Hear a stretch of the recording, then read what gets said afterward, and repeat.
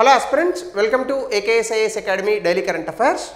So నేను ఇచ్చినటువంటి question కి answer which of the following pairs are correctly matched అన్ని తప్పే. So none of the above. ఇది తప్పే. ఒకటి అటు ఇటు జంబ్లింగ్ అయినాయి, ఒకసారి చూసుకోండి. సో ఈ రోజు చూడబోయేటటువంటి టాపిక్ చాలా రెగ్యులర్ గా మనకి ఎవ్రీ ఇయర్ కనిపిస్తూ ఉంటుంది. ఇండియాస్ రెమిటాన్సెస్ అంటే సాధారణంగా మనకి చెల్లింపుల గురించి మాట్లాడుతూ ఉంటాం. సో చెల్లింపులు అంటే ఏంటంటే ఇప్పుడు భారతదేశం నుంచి విదేశాలకు వెళ్తారు. విదేశాలకు వెళ్ళినటువంటి భారతీయులు మళ్ళీ భారతదేశంలోకి డబ్బులు పంపిస్తూ ఉంటారు. సో వీటిని మనం రెమిటాన్సెస్ అని అంటాం.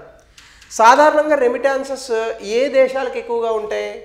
ఏ దేశాల నుంచి అయితే అత్యధికంగా విదేశాలకు జనాలు వలస వెళ్తున్నారో ఆ దేశాలకు ఉంటాయి. సో సాధారణంగానే వలస ఎక్కడి నుంచి ఎక్కువ వెళ్తారు? ఏ దేశాల్లో అయితే అధిక జనాభా ఉంటుందో ఆ దేశాల నుంచి వెళ్తారు. సో ఇండియా, చైనా ఈ రెండు అధికంగా ఉన్నటువంటి దేశాలు జనాభా పరంగా. కానీ చైనా అద్భుతమైనటువంటి ఆర్థిక ప్రగతిని సాధిస్తోంది. కాబట్టి వేరే దేశాలకు వెళ్ళాల్సినటువంటి అవసరం భారతీయులతో పోలిస్తే చైనా వాళ్ళకి తక్కువ. ఒకటి. రెండు, చైనా వాళ్ళు భారతీయులు మాట్లాడే అంత అద్భుతంగా ఇంగ్లీష్ మాట్లాడరు. సో ఈ రెండు కారణాలు, ఇంకా of course the other reasons might also be there. But మీరు చూస్తే కనుక భారతదేశ జీడిపి మొత్తంగా $3.8 ట్రిలియన్ అటు ఇటుగా. అదే మీరు కనుక చైనా చూస్తే లేటెస్ట్ లెక్కల ప్రకారం $19 ట్రిలియన్ ఉంది. $3.8 ట్రిలియన్ ఎక్కడ, $19 ట్రిలియన్ ఎక్కడ. సో కాబట్టి వాళ్ళు వెళ్ళాల్సినటువంటి అవసరం తక్కువగా ఉంటుంది. వేరే భారతదేశంలో అంటే మన దేశంలో చాలా అద్భుతమైన పరిస్థితులు ఉంటాయి. ఎట్లా అంటే ఎంత ఎక్కువ చదువుకుంటే అంత తొందరగా ఉద్యోగం రాదు, ఎంత తక్కువ చదువుకుంటే అంత తొందరగా ఉద్యోగం వస్తుంది. So that is how it is happening in our country. But of course ఇప్పుడు మారుతున్నాయి పరిస్థితులు. దీనికి సంబంధించి రెమిటాన్సెస్కి సంబంధించి ఆర్బీఐ ఒక రిపోర్ట్ ఇచ్చింది, 6th రౌండ్ సర్వే.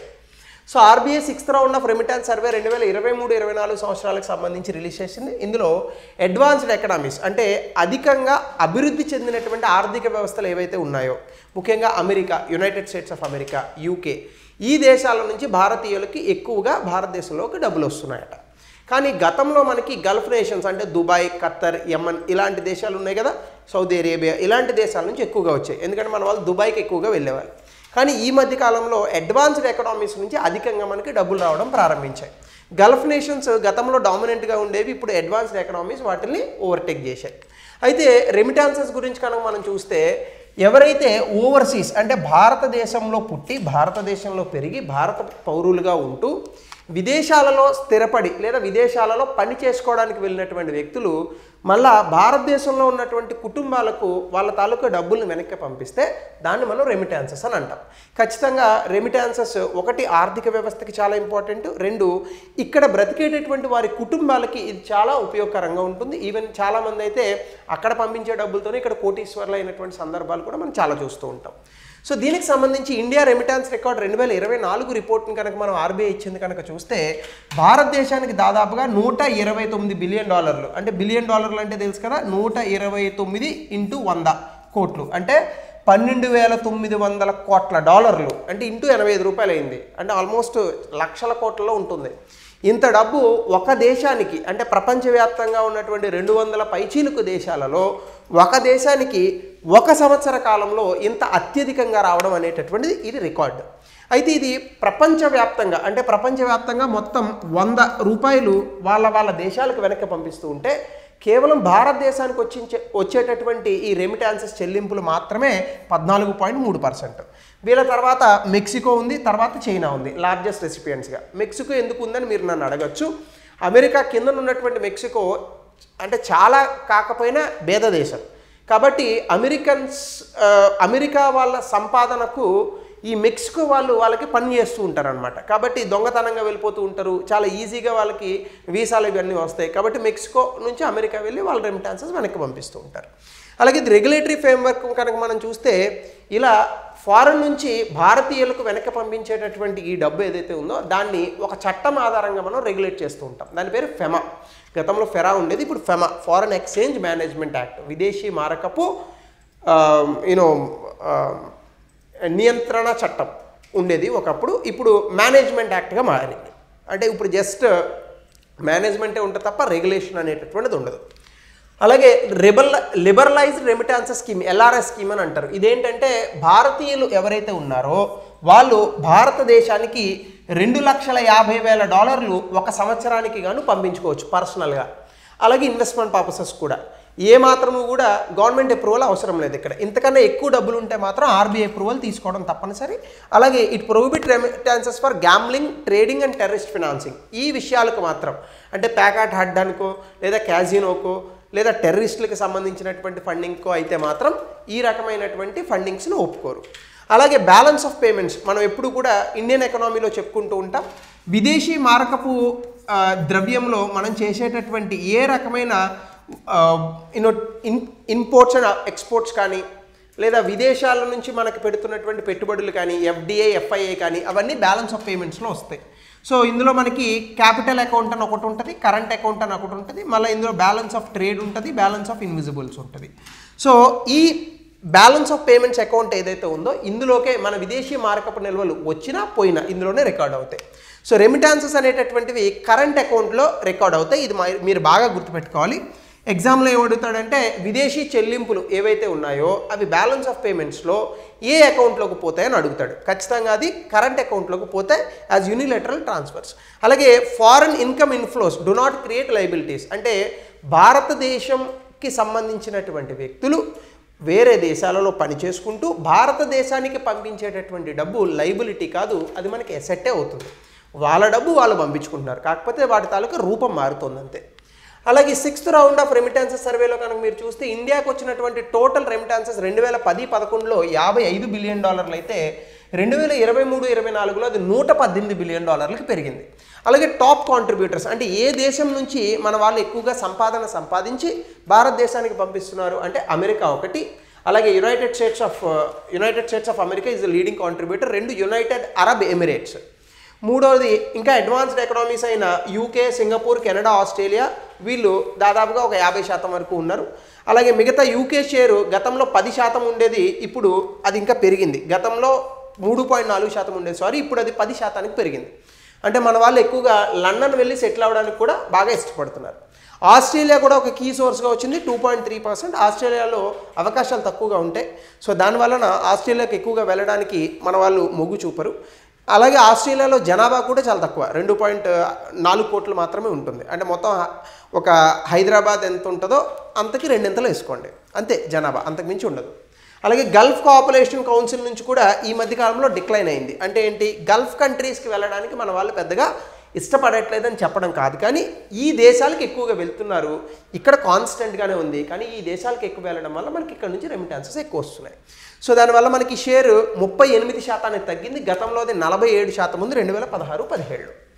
అలాగే స్టేట్ వైజ్ డిస్ట్రిబ్యూషన్ చూస్తే ఈ రెమిటాన్సెస్ చెల్లింపుల్లో ఏ రాష్ట్రానికి సింహభాగం ఉంది? ఖచ్చితంగా మహారాష్ట్ర ముందుంటుంది ఎప్పుడు కూడా. ఎందుకంటే ముంబై నుంచి ఈ ప్రాంతాల నుంచి నాగపూర్ ప్రాంతాల నుంచి ఎక్కువగా వలసలు వెళ్ళేటటువంటి వాళ్ళు ఎక్కువ ఉంటారు, ముఖ్యంగా గల్ఫ్ దేశాలకు కానీ మిగతా దేశాలకి. సో వీళ్ళు 20.5% ఉన్నారు. కేరళ కూడా అంతే. సాధారణంగా సౌదీ అరేబియా లాంటి దేశాలకు ఎక్కువగా ఈ నర్సులు కానీ so anyone like medical opportunities కోసం వెళ్ళే వాళ్ళు ఉంటారు. ఇంకా ఇతర స్టేట్స్ ఏమున్నాయంటే తమిళనాడు, తెలంగాణ, ఆంధ్రప్రదేశ్ లాంటి రాష్ట్రాల నుంచి అయితే ఎక్కువగా అమెరికా వెళ్ళడానికి మొగ్గు చూపుతూ ఉంటారు. అలాగే కర్ణాటక 7.7%. తర్వాత ఇటీవల కాలంలో పంజాబ్, హర్యానాలో కూడా ఈ ట్రెండ్ అనేటటువంటిది పెరుగుతుంది.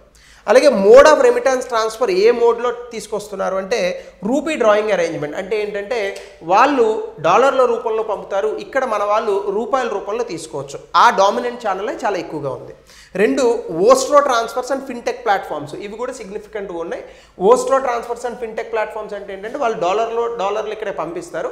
ఇక్కడ మనకు కొన్ని ఫినాన్షియల్ కంపెనీస్ ఉంటాయి. ఈ కంపెనీస్ మనకి మనం ఎలా కావాలంటే అలా మన బ్యాంకుకి ట్రాన్స్ఫర్ చేసేటటువంటి కొన్ని ఎకో సిస్టమ్స్ అండ్ ఇవి క్రియేట్ చేస్తారు వాళ్ళు.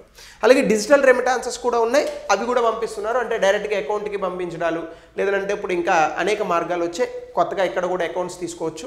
సో అట్లా 73.5% డిజిటల్ ట్రాన్సాక్షన్స్ ఉంటున్నాయి. That is a very great thing. Money transfers పోయాయి, ఇంకా మొత్తం కూడా డిజిటల్ ట్రాన్సాక్షన్సే. అన్నీ కూడా ఈ పైన చెప్పిన 2 కూడా డిజిటల్ ట్రాన్సాక్షన్సే జరుగుతున్నాయి. అంటే వాళ్ళు పంపించే $100 73.5 డిజిటల్ ట్రాన్సాక్షన్సే జరుగుతున్నాయి.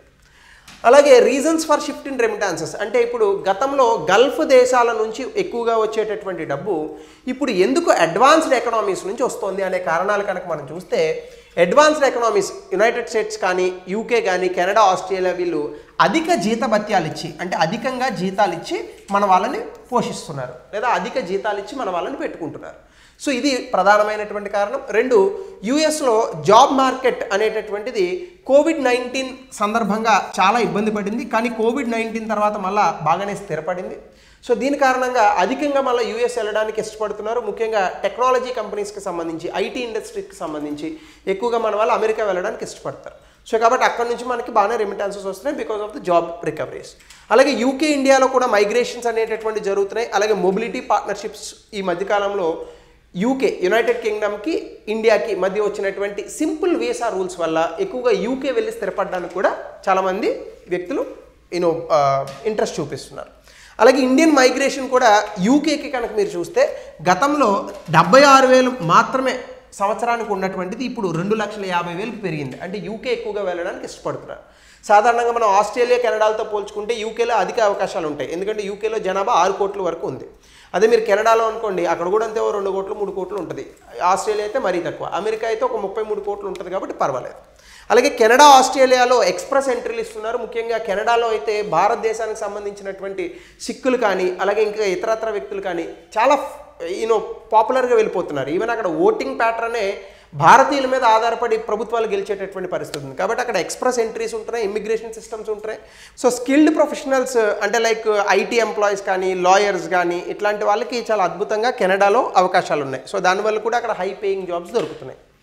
సో అలాగే మీరు చూస్తే జాబ్ ఆపర్చునిటీస్ గల్ఫ్ కౌన్సిల్ ఏదైతే ఉందో ఈ ప్రాంతాల్లో, అంటే గల్ఫ్ దేశాలని చెప్పుకుంటాం కదా, ఇరాక్ దగ్గర, ఇరాన్, మొత్తం ఈ పక్క మొత్తం సౌదీ అరేబియా, ఖత్తర్ అన్నీ, ఇక్కడ ఈ మధ్య కాలంలో చాలా వరకు ఆపర్చునిటీస్ తగ్గుతున్నాయంట అవకాశాలు. ఎందుకు? చాలా వరకు ఇండియన్ మైగ్రెంట్స్ గల్ఫ్ నుంచి అడ్వాన్స్డ్ ఎకనామీస్కి వెళ్ళిపోయారు. ఎప్పుడు? కోవిడ్-19 తర్వాత పరిస్థితులు చాలా మారాయి. ఈ పరిస్థితుల తర్వాత బెటర్ ఫినాన్షియల్ ఆపర్చునిటీస్ అంటే మంచి ఆర్థికపరమైన అవకాశాల కోసం ఈ అడ్వాన్స్డ్ ఎకనామీస్ వైపు వెళ్తున్నారు. ఈవెన్ అక్కడ ఆ ఫ్లో పెరిగింది కాబట్టి ఇటీవల కాలంలో ట్రంప్ ఆ నిర్ణయం తీసుకొని ఇల్లీగల్ మైగ్రెంట్స్కి ఇండియాకు పంపించాడు. అలాగే ఎకనామిక్ డైవర్సిఫికేషన్ అండ్ ఆటోమేషన్, ఈ మధ్యకాలంలో మనకి ఏంటి, ఆర్టిఫిషియల్ ఇంటెలిజెన్స్ వచ్చింది, చాట్ జీపీటీ వచ్చింది. ఈ కారణంగా మాన్యువల్ జాబ్స్ అన్నీ కూడా కంప్యూటర్సే నిర్వహించేటటువంటి పరిస్థితులు ఉన్నాయి. సో అలాంటి డైవర్సిఫికేషన్ అండ్ ఆటోమేషన్ ఎప్పుడైతే జరుగుతుందో డిమాండ్ ఫర్ లో స్కిల్డ్ వర్కర్స్, అంటే గల్ఫ్ కంట్రీస్లో లో స్కిల్డ్ వర్కర్స్ ఎవరైతే ఉన్నారో ఈ డ్రైవర్స్ ఇట్లాంటి వాళ్ళకి అవకాశాలు తగ్గుతున్నాయి. టెస్లా వచ్చింది, ఎంతమంది డ్రైవర్లు ఉద్యోగాలు తినేసింది? ఇంజనీర్లకు ఉద్యోగాలు ఇచ్చి ఉండొచ్చు, కానీ డ్రైవర్లు ఉద్యోగాలు అయితే పోయాయి కదా. సో అట్లా లో స్కిల్డ్ జాబ్స్ అనేటటువంటివి తగ్గుతున్నాయి. అలాగే నేషనలైజేషన్ పాలసీస్, సౌదీ అరేబియాలో నితాకాత్, అలాగే ఎమిరేటైజేషన్ ఆఫ్ యుఏఈ, ఇవన్నీ కూడా అక్కడ లోకల్ వర్కర్స్కి ఎలా అయితే అమెరికా ప్రొటెక్షనిజం అనేటటువంటి పాలసీ చేస్తుందో which is against the globalisation, ఈ దేశాల్లో కూడా ఈ నితాకాత్ అలాగే ఎమిరేటైజేషన్ ఇవన్నీ కూడా దేర్ అగైనెస్ట్ ద గ్లోబలైజేషన్ అనమాట. సో ప్రపంచీకరణకి వ్యతిరేకంగా ఉన్నటువంటి ఈ యొక్క విధానాలన్నీ భారతదేశం, చైనా ఇలాంటి దేశాల నుంచి వలస వెళ్ళేటటువంటి వ్యక్తులను అడ్డుకుంటాయి. సో అలాగే మైగ్రేషన్ ప్యాటర్న్స్ ఇండియాలో కూడా పెరుగుతున్నాయి. సదరన్ స్టేట్స్ కనుక మీరు చూస్తే కేరళ, తమిళనాడు, ఆంధ్రప్రదేశ్, తెలంగాణ ఎక్కువగా వీళ్ళు అమెరికా, కెనడా, ఆస్ట్రేలియా వీటికి ప్రిఫర్ చేస్తున్నారు. డెఫినెట్గా south Indians when comes to communication అలాగే సైన్స్ సబ్జెక్ట్స్లో కూడా మన వాళ్ళు ముందుంటారు. నార్త్ ఇండియాలో ఆర్ట్స్ సబ్జెక్ట్స్కి ఎక్కువగా ఫోకస్ ఇస్తారు. అలాగే ఐటీ ఇంకా అసలు నేను ప్రత్యేకించి చెప్పాల్సిన అవసరం లేదు when comes to the south India. అలాగే నార్దర్న్ స్టేట్స్ ఎక్కువగా గల్ఫ్ దేశాలకే వెళ్తారు, ఎందుకంటే ఇక్కడ లో స్కిల్డ్ వర్కర్స్ ఉంటారు.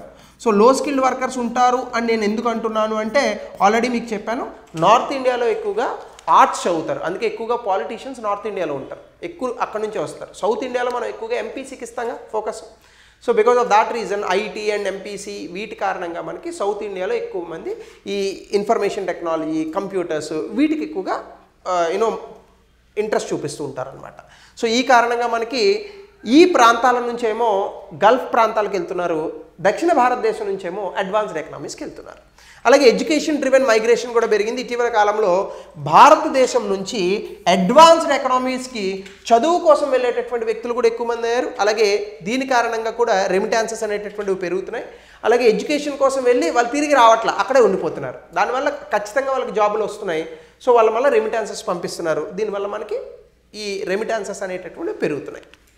సో అలాగే top destinations for Indian students, భారతదేశం నుంచి వెళ్ళేటటువంటి విద్యార్థులు అధికంగా వెళ్తున్నటువంటి ప్రాంతాలు కెనడా, ఎందుకంటే ఈజీగా దొరుకుతుంది అడ్మిషన్. యుఎస్ జిఆర్ఈ టోఫెల్ వస్తే ఓకే, యూకే, దాని తర్వాత ఆస్ట్రేలియా, ఇవి మనకి వరుసలో ఉన్నాయి. సో వీటికి సంబంధించి గతంలో ఒక ప్రశ్న ఇచ్చాడు యూపీఎస్సీలో, దీన్ని కమెంట్ సెక్షన్లో దయచేసి తెలియజేయండి. అలాగే మీరు చెప్పండి, ఇది కరెక్టా? భారతదేశం నుంచి ఇంత ఎక్కువ మంది స్కిల్డ్ వర్క్ ఫోర్స్ వెళ్ళిపోవడం, దీనికి గల కారణాలు మీరేమని అనుకుంటున్నారు? కరప్షనా, పాలిటిక్సా, ఇంకొకటా? Please comment in the comment section. కాకపోతే కొంచెం నీట్గా చేయండి, ఓకే? అమెరికా మరియు యూరోపియన్ దేశాల రాజకీయాలు మరియు ఆర్థిక వ్యవస్థలో భారతీయ ప్రవాసులు నిర్ణయాత్మక పాత్రను పోషిస్తున్నారు, ఉదాహరణలతో వ్యాఖ్యానించండి. 200 పదాల్లో రాయండి. సో ఇది ఈరోజు రెమిటాన్సెస్కి సంబంధించి ఇంపార్టెంట్ థింగ్స్. ఇవి ప్రిలిమ్స్ అండ్ మెయిన్స్ రెండిట్లో కూడా వస్తాయి, in UPSC and as well as in the group. So thank you, have a nice day. Will meet tomorrow with a new topic.